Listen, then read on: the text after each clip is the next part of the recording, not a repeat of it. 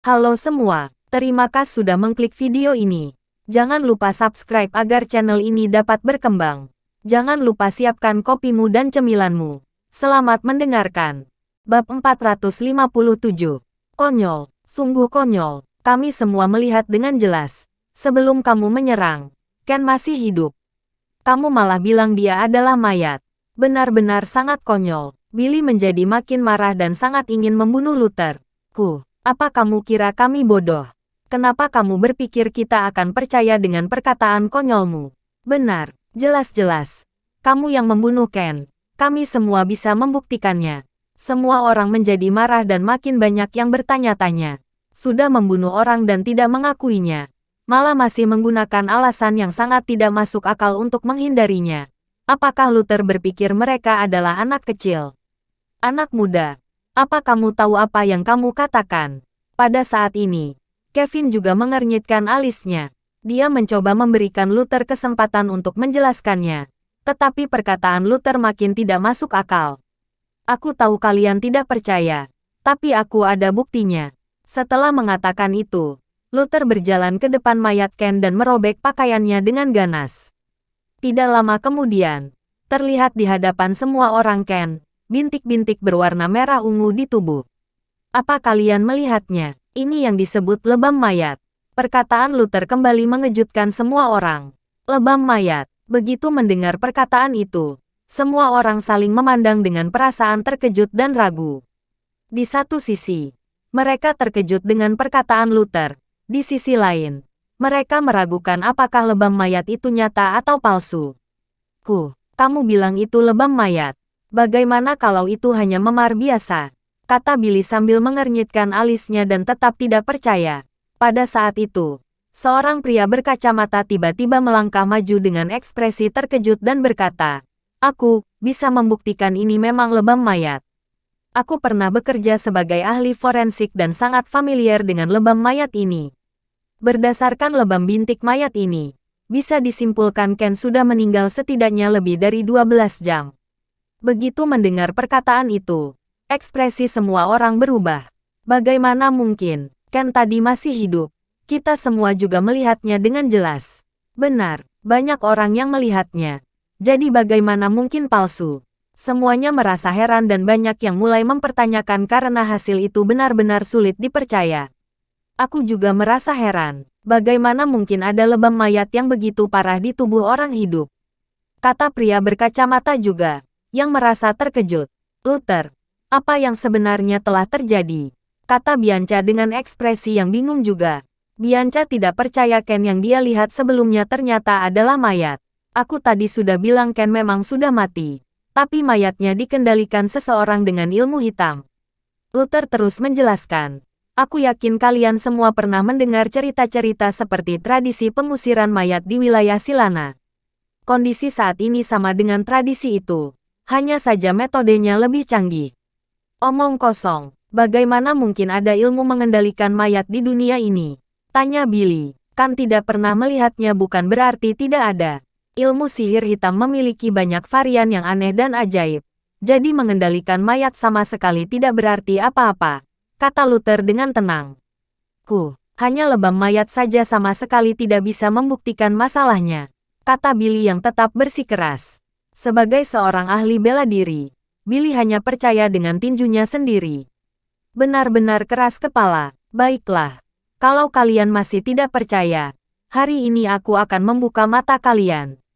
Setelah mengatakan itu, Luther tiba-tiba mengeluarkan sebuah jarum perak dan langsung menusukkannya ke kening Ken. SSRR, jarum perak baru ditusukkan tidak lama. Tubuh Ken tiba-tiba mulai bergerak-gerak. Sesaat kemudian, darah hitam mulai terus-menerus mengalir keluar dari mata, telinga, mulut, dan hidungnya. Beberapa saat kemudian, beberapa ekor ular hitam yang kecil perlahan-lahan merangkak keluar dari lubang itu. Ular, ada ular. Melihat kejadian itu, ekspresi semua orang berubah dan menyebar ketakutan. Ada ular yang merangkak keluar dari kepala seseorang. Hanya saja sudah membuat orang merinding, kenapa bisa begitu? Bab 458. Billy tercengang. Sedikit meragukan penglihatannya. Ini pertama kalinya dia melihat hal seaneh ini. Penyihir hitam. Ini pasti ulah penyihir hitam. Seru salah seorang anggota keluarga Kaonata. Sebelum ini, memang selalu ada anggota keluarga Kaonata yang mati mendadak setiap beberapa waktu. Tetapi kondisinya tidak semengerikan ini.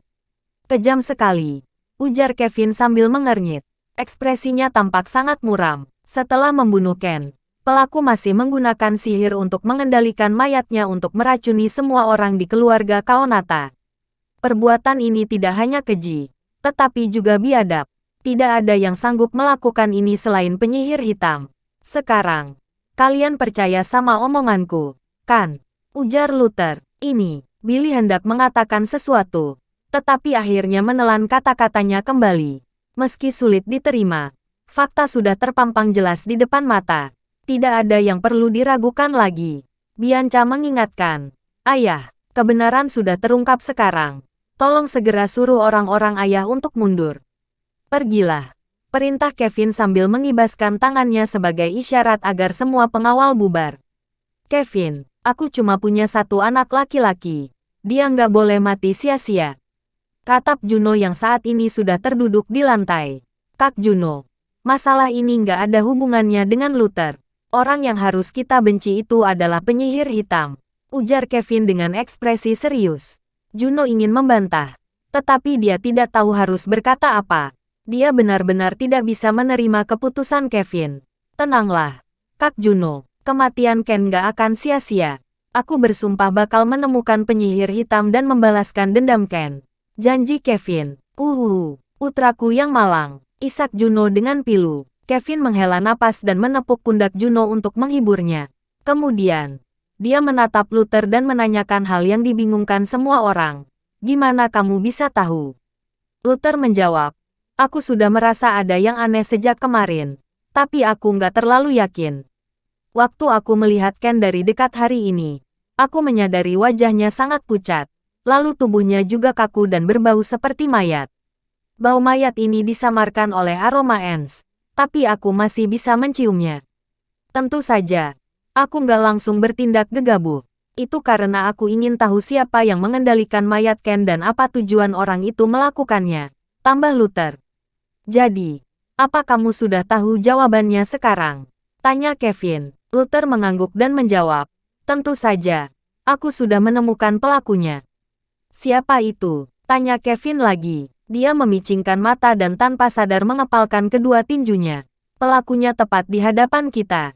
Luther memandang ke sekeliling, lalu menunjuk seorang wanita cantik di sebelah Juno dan berkata, dia orangnya. Hah, semua orang langsung mengernyit saat melihat ke arah yang ditunjuk Luther. Aku, ujar wanita cantik bernama Janeda ini dengan ekspresi bingung. Setelah tertegun sejenak, Juno tiba-tiba berseru marah. Omong kosong. Benar-benar omong kosong, bocah. Kamu baru membunuh putraku. Sekarang, kamu juga ingin memfitnah istriku. Sebenarnya apa maksudmu, Luther? Kamu tahu kalau dia kakak iparku, kan? Tanya Kevin sambil mengernyit. Luther berkata dengan ekspresi datar. Tentu saja aku tahu. Dia bukan hanya kakak iparmu, tapi juga dalam kejadian ini, dialah pelaku yang mengendalikan mayat Ken. Bab 459. Dia pelakunya. Mendengar ini, mata semua orang kembali tertuju pada Janeda. Sebelumnya, mereka tentu tidak akan percaya dengan ucapan Luther. Mereka mungkin malah akan mencemoohnya. Namun, setelah melihat serangkaian kejadian tadi, mereka terdorong untuk berpikir dengan lebih hati-hati. Jika mayat saja bisa dikendalikan seolah-olah masih hidup, hal apalagi yang mustahil? Dokter ilahi, apa aku pernah menyinggung perasaanmu? Kenapa kamu harus memfitnahku? Tanya Janeda dengan alis berkerut dan ekspresi masam. Kevin memperingatkan dengan tegas. Luther, kalau kamu nggak ada bukti, sebaiknya kamu nggak bicara sembarangan. Juno saja masih bersedih atas kematian putranya. Lalu kini istrinya malah dituduh sebagai pelaku. Ucapan Luther ini seperti sedang menabur garam ke lukanya. Iya, apa kamu punya bukti kalau kakak iparku terlibat dalam masalah ini? Seru Billy dengan suara rendah. Karena aku berani bilang begitu. Tentu saja aku punya bukti. Luther memandang Janeda dengan tatapan tajam dan berkata, aroma aneh pada mayat Ken juga tercium dari wanita ini. Bahkan aromanya lebih kental. Kalau nggak percaya, kalian bisa cium sendiri. Beberapa wanita yang berada di dekat wanita cantik ini menghampirinya, lalu segera mengangguk setelah mencium aromanya. Iya, memang ada aroma khusus di tubuhnya. Persis seperti aroma Ken, ujar salah satu dari wanita itu. Begitu kata-kata ini terdengar, banyak orang terlihat kaget. Tatapan mata mereka terhadap Janeda menjadi sedikit lebih waspada. Aku selalu pakai parfum racikan sendiri. Ken itu putraku. Apa anehnya kalau parfumku tercium di tubuhnya? Sanggah Janeda, aroma ini cuma sebuah kecurigaan. Nggak bisa dibilang bukti. Itu nggak bisa membuktikan apapun, ujar Kevin sambil menggeleng. Memutuskan seseorang bersalah dari suatu aroma jelas tidak realistis. Tentu saja bukan cuma aroma aneh di tubuhnya. Luther perlahan maju, lalu mengitari Janeda dan melanjutkan. Faktanya, orang-orang yang mahir dalam ilmu sihir punya satu ciri khas. Mereka memberi serangga beracun darah mereka dan melayani serangga beracun itu dengan tubuh mereka. Seiring waktu, tubuh mereka pun akan berubah. Berubah seperti apa? Tanya Kevin. Darah orang normal berwarna merah, tapi darah ahli sihir berwarna hitam dan mengandung zat toksik. Jadi, kalau kita melakukan tes darah, kita tentu akan tahu kebenarannya. Jawab Luther dengan tenang. Omong kosong, tes darah apaan? Kamu cuma omong kosong, seru Janeda. Kak Janeda, demi membuktikan kamu nggak bersalah, ada baiknya kamu tes darah, ujar Kevin. Apa, kamu benar-benar percaya omong kosongnya? Kata Janeda, tampak sangat terhina. Kak, masalah ini sangat serius. Tolong kerja samamu, timpal Billy. Dengan air mata berlinang, Janeda mulai memohon bantuan pada Juno, suamiku. Mereka bersekongkol menindasku. Masa kamu diam saja? Kevin, Billy, apa kalian sudah nggak menghargai aku sebagai kakak tertua kalian? Hardik Juno, putranya baru saja meninggal. Sekarang giliran istrinya yang ditindas. Alhasil, Juno pun tidak bisa menahan amarahnya lagi. Kevin berkata dengan serius.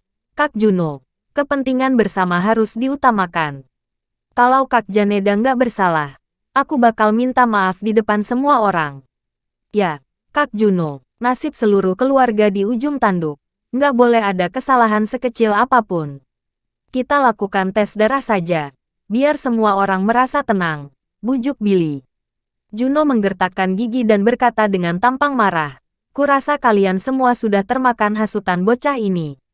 Oke, lakukan tes darah itu. Tapi, kalau istriku nggak bersalah, aku bakal potong lidah bocah ini. Boleh, jawab Luther langsung setuju. Suamiku, kamu tahu sendiri kalau aku fobia darah, ujar Janeda sambil meringkukkan tubuhnya dan memasang ekspresi ketakutan. Juno berjanji, jangan takut, ini nggak bakal lama. Setelah membersihkan namamu, aku berjanji bakal membalas mereka. Hei, bantu aku lakukan tes darah, panggil Kevin sambil melambaikan tangannya. Tak lama kemudian, dua wanita maju dan bersiap untuk mengambil darah Janeda. Saat ini, Janeda menghela napas pelan dan berkata, aku nggak ngangka bakal terekspos. Sayang sekali, padahal kemampuan aktingku bagus. Juno yang berada di sebelah Janeda sedikit tertegun. Bab 460. Sebelum Juno sempat bereaksi, sebilah belati tajam sudah diayunkan ke lehernya. Belati itu berkilat hitam dan jelas beracun. Janeda, apa yang kamu lakukan? Seru Juno sedikit linglung. Dia tidak menyangka istrinya sendiri berniat menusuknya dengan belati. Jangan sembarang panggil. Janedamu sudah mati beberapa hari lalu, ujar wanita cantik itu sambil tersenyum tipis. Kamu bukan Janeda. Siapa kamu? Kata Juno dengan ekspresi berubah drastis. Wanita cantik itu berkata sambil tetap tersenyum. Penyihir hitam adalah guruku. Menurutmu aku ini siapa? Kamu murid penyihir hitam, ujar Kevin sambil mengernyit dengan ekspresi muram. Penjahat di dalam rumah sendiri adalah yang paling sulit dilawan. Tak disangka, orang penyihir hitam telah menyusup ke tengah-tengah keluarga Kaonata. Ternyata memang kamu pelakunya. Hei, tangkap dia, perintah Billy tanpa basa-basi. Wanita cantik itu memiringkan sedikit belatinya dan mengancam. Berhenti. Belatiku sudah kurendam dengan racun. Begitu menggores kulitnya, kakak kalian pasti akan mati. Aku sarankan kalian untuk nggak macam-macam. Begitu mendengar ucapan orang ini, semua orang sontak berhenti, tidak berani maju lagi. Lepaskan kakakku. Aku akan mengampuni nyawamu, seru Kevin dengan nada rendah. Haha, kamu kira aku bakal percaya? Wanita cantik itu mulai mundur ke arah pintu sambil menyandera Juno. Pada saat yang sama, dia berkata, ngomong-ngomong, kalian benar-benar beruntung. Seharusnya seluruh keluarga kalian musnah hari ini. Nggak kusangka, ada orang yang membantu kalian lolos dari bencana. Cukup omong kosongmu. Cepat lepaskan kakakku atau kamu nggak akan bisa keluar. Seru Billy dengan tajam. Memangnya pecundang seperti kalian bisa menghentikanku? Hari ini cukup sampai di sini. Aku bakal bermain lagi dengan kalian di lain hari. Balas wanita cantik itu. Saat wanita cantik itu sampai ke pintu, dia tiba-tiba menoleh pada Luther dan berkata sambil tersenyum manis, Dokter Ilahi, jangan lupakan janjimu. Kalau ada waktu, datanglah ke kamarku. Kita bisa ngobrol santai di sana. Hari ini kita pisah dulu. Sampai jumpa lagi. Setelah meninggalkan kata-kata itu, wanita cantik itu mengeluarkan benda berbentuk bola dan melemparnya ke lantai. Duk, benda itu membuat bunyi teredam dan meledakkan asap dalam jumlah besar yang meliputi area itu dalam radius beberapa meter. Luther segera memperingatkan, semuanya, cepat mundur. Hati-hati, ada racun. Semua orang terkejut dan segera mundur, takut terkena racun. Saat asap beracun itu bubar tertiup angin, wanita cantik itu sudah menghilang, hanya meninggalkan Juno yang terbaring pingsan di lantai. Kak Juno, seru Kevin dengan ekspresi cemas. Dia buru-buru mendekat untuk memeriksa kakaknya. Untungnya, Juno hanya pingsan, nyawanya tidak dalam bahaya. Kejar wanita itu. Perintah Billy dengan marah sambil memimpin anak buahnya untuk memburu wanita tadi. Jangan kejar, larang Kevin. Murid penyihir hitam memiliki banyak sekali trik. Jika mereka mengejarnya dengan gegabah, mereka mungkin akan jatuh ke dalam perangkap. Kevin, kita nggak bisa diam saja. Keluh Billy sedikit enggan. Tentu saja. Tapi sekarang bukan waktunya kita bertindak, jawab Kevin dengan ekspresi serius. Bagaimanapun, keluarga mereka tidak tahu apa-apa soal penyihir hitam. Sementara itu, si penjahat tahu segalanya tentang mereka. Tanpa persiapan dan rencana yang matang, semua yang mereka lakukan akan berakhir sia-sia. Sialan, penyihir hitam mempermainkan kita seperti orang bodoh. Umpat Billy sambil menggertakkan giginya dengan marah. Jangan bicarakan ini dulu. Segera kirim para tamu pergi dengan selamat. Pertemuan tahunan berakhir di sini. Perintah Kevin. Ya, sahut Billy sambil mengangguk. Dia pun segera melaksanakan perintah sang kepala keluarga. Setelah terjadi berbagai masalah, tidak ada artinya mereka melanjutkan pertemuan tahunan. Bab 461. Di bawah pengaturan Kevin yang sistematis, para tamu yang menghadiri pertemuan tahunan keluarga Kaonata dipulangkan satu persatu. Acara tahunan ini dihentikan untuk sementara waktu. Untuk mencegah penjahat lain menyerang saat mereka sedang lemah, Kevin mengeluarkan perintah agar semua orang tutup mulut atas kejadian hari ini. Tidak seorang pun yang diizinkan membocorkannya. Setelah para tamu bubar, hanya tersisa 100-an anggota keluarga Kaonata di tempat. Sebagai anggota keluarga Kaonata, senang dan susah tentu harus ditanggung bersama. Terima kasih, Luther. Berkat bantuanmu kali ini, kami bisa menemukan pelaku sebenarnya. Kalau enggak, keluarga Kaonata pasti akan celaka, ujar Kevin sambil menepuk bahu Luther. Dari sorot matanya, terlihat jelas bahwa dia sangat menghargai Luther. Menurutnya, pemuda unggul seperti ini sangat langka. Ayah, Luther sudah menyelamatkan keluarga kita. Ayah nggak mungkin cuma bilang makasih saja, kan? Tuntut Bianca. Tentu saja nggak. Kevin tersenyum tipis dan berkata, Luther, katakan saja kalau kamu butuh sesuatu. Aku akan memenuhinya selama aku sanggup. Paman Kevin, kalau kamu benar-benar ingin berterima kasih padaku, tolong batalkan pernikahan dan berikan Bianca kebebasan memilih, ujar Luther dengan serius. Kevin sontak mengernyit, tetapi akhirnya menggeleng dan berkata, aku sangat berterima kasih atas jasamu menyelamatkan keluarga Kaonata. Tapi, aku nggak bisa menyanggupi permintaanmu ini. Kenapa? Hanya karena keluarga Sunario bisa membantu kalian menghadapi penyihir hitam? Tanya Luther balik. Kevin menghela napas dan berkata tanpa daya itu salah satu alasannya. Pernikahan ini sudah lama ditetapkan. Kalau kami membatalkan pernikahan tiba-tiba, itu akan mempermalukan keluarga Sunario. Konsekuensinya akan sangat berat. 3 keluarga puncak di Provinsi Selatan masing-masing memiliki kelebihannya. Keluarga Morgana unggul di bidang militer. Keluarga ini dipimpin Jenderal Dennis yang merupakan sosok berkuasa di militer. Keluarga Hutomo unggul di bidang seni bela diri. Larry adalah mantan pemimpin aliansi bela diri Jiman dengan murid-murid yang tersebar di mana-mana. Wibawanya di dunia persilatan tidak ada bandingannya. Sementara itu, keluarga Sunario tidak hanya unggul di bidang militer, tetapi juga memiliki pengaruh di politik. Keluarga ini adalah keluarga yang paling berkuasa di antara 3 keluarga puncak. Dengan aset, keahlian, dan kekuatan luar biasa yang dimiliki, keluarga Sunario jauh lebih menakutkan daripada penyihir hitam. Keluarga Kaonata masih cukup kuat untuk menghadapi penyihir hitam. Namun, mereka sama sekali tidak berdaya jika harus berhadapan dengan keluarga Sunario.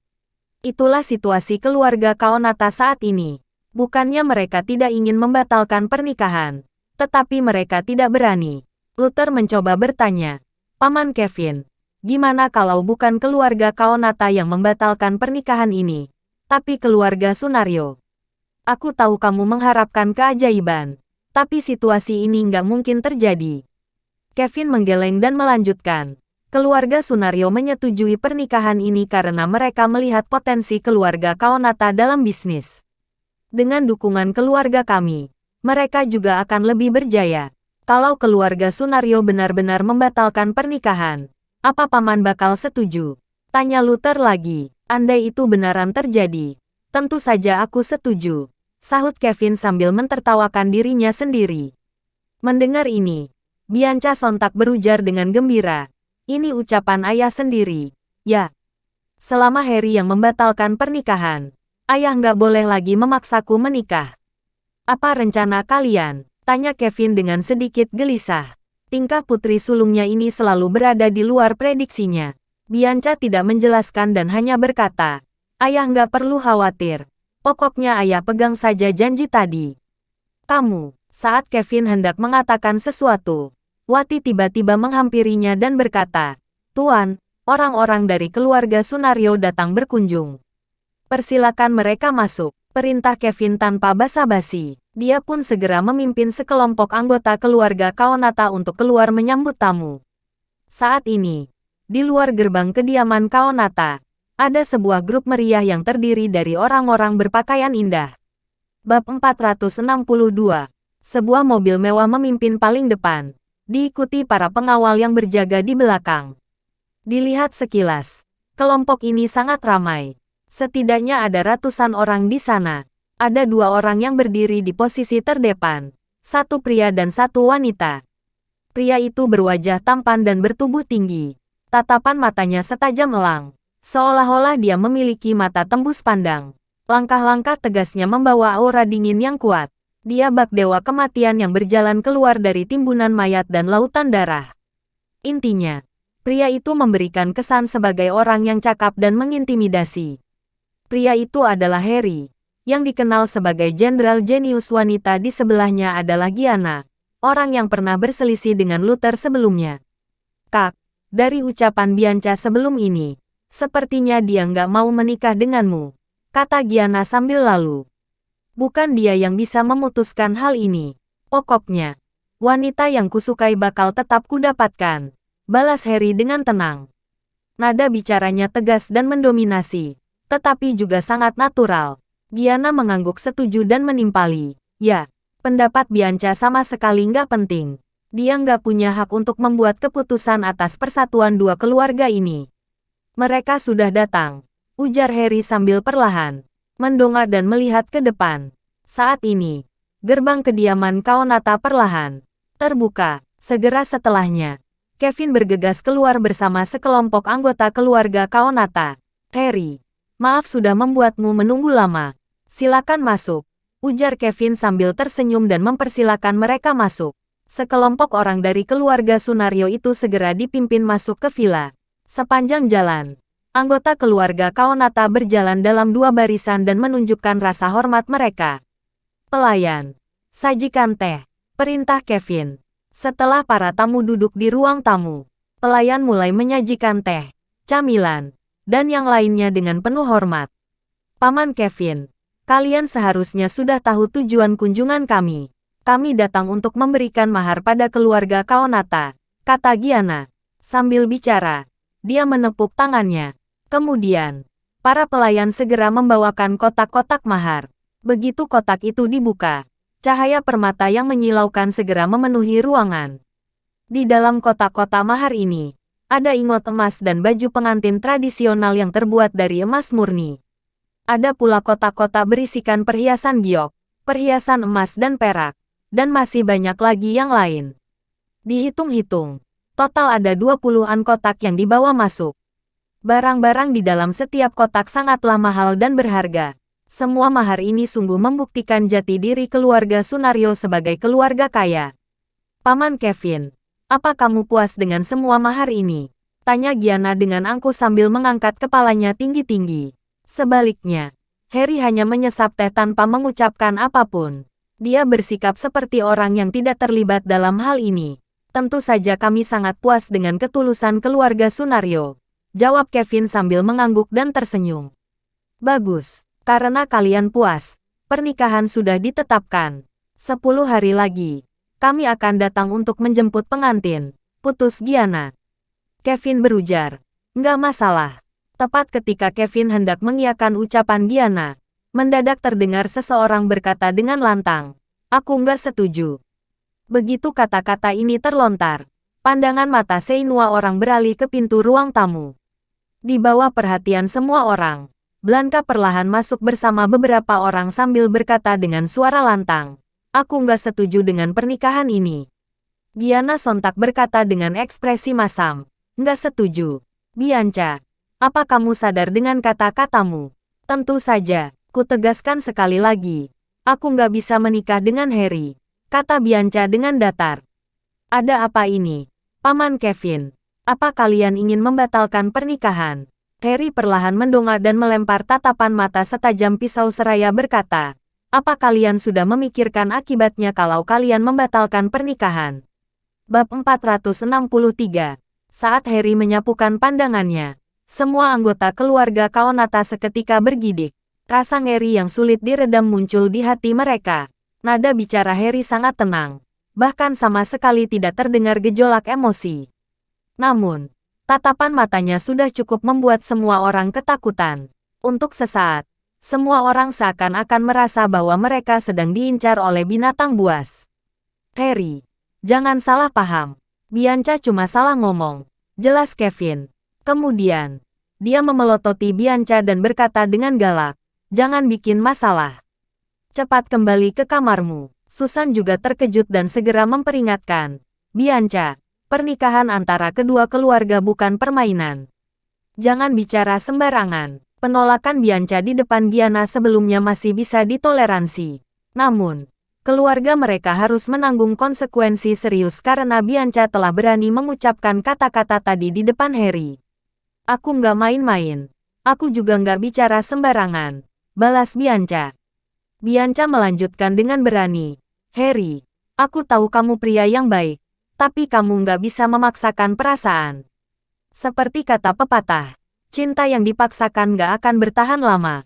Aku harap kamu bisa berinisiatif membatalkan pernikahan ini.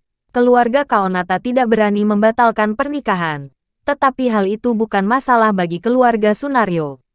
Kamu ingin aku membatalkan pernikahan? Apa alasannya? Tanya Harry dengan acuh tak acuh. Aku sudah bilang, kita berdua nggak cocok. Nggak ada manfaatnya bagi siapapun kalau memaksa kita menikah, kata Bianca dengan lantang. Harry menyesap tehnya dan berkata dengan datar, aku nggak peduli dengan hal-hal itu. Karena kita berdua sudah memiliki perjanjian nikah, kamu tetap harus menikah denganku.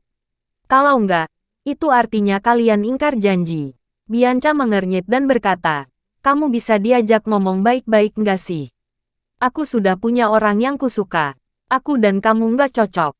Harry bertanya balik dengan datar. Oh, mana orang yang kamu suka itu? Dia orangnya, jawab Bianca sambil menarik Luther ke depan. Kamu, seru Gianna sambil mengernyit begitu melihat wajah Luther. Dia tidak menyangka akan bertemu pria yang membuatnya kesal itu di sini. Kalian saling kenal, tanya Harry sambil melirik adiknya. Gianna merendahkan suaranya saat berkata, Kak, dia itu orang yang berebut bunga kristal darah denganku tempo hari. Oh, sahut Harry dengan datar. Harry, kamu sudah lihat, kan? Dia pria yang ada di hatiku. Aku dan dia saling menyukai. Tolong jangan memisahkan kami, kata Bianca. Kalian saling menyukai. Harry tiba-tiba tertawa. Lalu berkata, Bianca, kamu itu milikku. Nggak ada yang bisa merebutmu dariku. Kalau kamu nggak menikah denganku, aku bakal membunuhnya. Kamu mengerti? Kata-katanya singkat dan penuh ancaman yang terang-terangan. Jangan coba-coba, ancam Bianca dengan raut tegang. Nggak ada satu hal pun yang nggak berani aku lakukan di dunia ini, kata Harry dengan tenang. Harry, kalau kamu memang mau berbesan dengan keluarga Kaonata, masih ada pilihan lain. Ada banyak gadis cantik di keluarga kami. Kenapa kamu harus ngotot menikahiku? Ujar Bianca. Bianca menarik napas dalam-dalam dan melanjutkan dengan nada serius. Aku akan jujur padamu. Aku nggak suci lagi. Luther dan aku sudah pernah tidur sama-sama. Mendengar ini, suasana langsung gempar. Semua orang keluarga Kaonata membelalakkan mata dengan kaget. Orang-orang keluarga Sunario memasang wajah masam. Mereka juga kaget dan marah. Bianca, jangan sembarang ngomong. Kamu sudah gila. Ya, seru Susan. Dia langsung berkeringat dingin karena ketakutan. Jika putrinya benar-benar kehilangan keperawanannya sebelum menikah, itu tidak hanya akan merusak reputasi keluarga Kaonata. Keluarga Sunario juga akan merasa sangat dipermalukan. Anak nakal, berani sekali kamu, kecam Kevin dengan marah. Aturan di keluarga Kaonata sangat ketat, terutama bagi anak perempuan menjelang pernikahan. Mereka harus menjaga keperawanan sebelum resmi menikah.